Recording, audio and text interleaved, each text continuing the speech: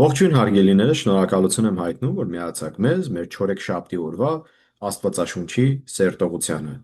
Այս չորեքշաբթի մենք շարունակում ենք մեր հին կտակարանից ուսումնասիրությունները առակների գրքից։ Այս չորեքշաբթի ուրեմն 12-րդ գլուխն ենք ուսումնասիրելու 1-ից 3 համարները։ Ինչպես միշտ, բոլորին քաջալերում ենք, որ այս պատգամը ստանալու պես ամբողջությամբ դիտեք և փոխանցեք ձեր մտերիմներին։ Դուք էլ նույնպես ձեր ավետարանության պարտականությունը կատարեք և Աստծո խոսքը ավետարանեք համայն աշխարհին։ Եկեք մի պահ մեր գլուխները խոնարհենք, աղոթենք ու անցնենք առաջ։ Ուրեմն Տեր, մենք շնորհակալ ենք Հիսուս, որ այս հնարավորությունն ես մեզ տվել քո խոսքդ ուսումնասիրելու եւ աշակերտվելու, Տեր, քո խոսքերով։ Աղոթում եմ Տեր, որ միայն լսողներ չլինենք, այլ կատարողներ լինենք եւ ինչ որ սովորում ենք հիմա Տեր Աստված Սուրբ Հոգու միջոցով, մենք ուղղակի ուզում ենք Տեր, որ ներթափանցի մեր մեջ, դաջվի մեր սրտում եւ կատարենք մեր կյանքում։ Աղոթում եմ ես մեր բոլոր ունկնդիրների եւ դիտողների համար,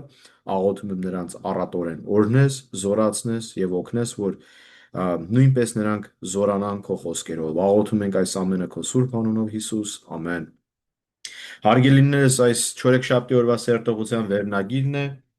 Արդարի արմատը հաստատուն է։ Ուրեմն ուսումնասիրում ենք 1-ից մինչև 3 համարները, եկեք սկսենք կարդալ ու մեր մեկնաբանությունը կատարենք։ Ուրեմն առաջի համարը գրած է 12-րդ գլուխ նորից ասեմ, առաջի համար խրատ սիրողը գիտություն է սիրում, իսկ հանդիմանություն ատողը անխելք է։ Լավ, ինչ է ուզում հեղինակը մեզ այստեղ բացատրել։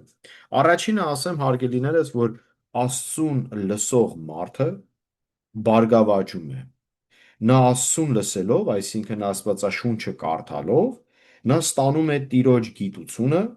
իմաստությունը և փրկության լուրը։ Հետևաբար, նա աշակերտվում է Աստծու խոսքով։ Իսկ նա, ով Տիրոջ խոսքերը չի լսում, նա անխելք է, որովհետև նա, ով մերժում է Աստծուն, մերժում է փրկությունը և մերժում է հավիտենականությունը իր երկնքի արքայության երկնավոր հոր հետ։ Սա է ճշմարտությունը։ Անհրաժեշտ է, որ մենք հիմնվենք մեր հավատքի վրա, Սուրբ Երրորդության վրա, Հայր Որդի Սուրբ Հոգի, հասկանանք, որ Հիսուսով է միայն փրկությունը, ոչ թե մեր գործերով, այլ շնորհով ենք մենք փրկված, ու այս գիտությունը եւ գիտելիքը եւ իմաստությունը, որ մենք ստանում ենք Աստծո խոսքից, ուսումնասիրենք խորապես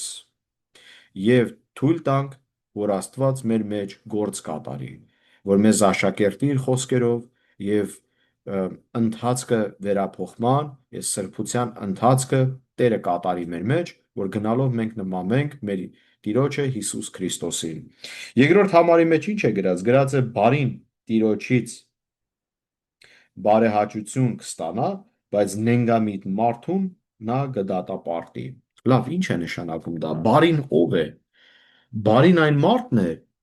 որ Հիսուսով արդարացած է։ Նա ապաշխարած մարդն է, որ վերստին ծնվել է ու նոր մարդ է համարվում։ Այսպիսի մարդն է Տիրոջ կողմից օրհնված եւ օրհնանքները վայելում։ Հակառակ դեպքում անհավատն է, որ չարությամբ է լցված ու նա պատժվելու է Աստծուց։ Առաջի հերթին Տիրոջ հանգիստի մեջ չի մտնի, ինչպես որ Եբրայեցիների նամակի մեջ է գրված, այսինքն ինչ է նշանակում, դրախտ չի գնալու, որովհետև փրկված չի, եւ անարդարը եւ չարը նա կպատժվի Աստծուց, որտեղ չկա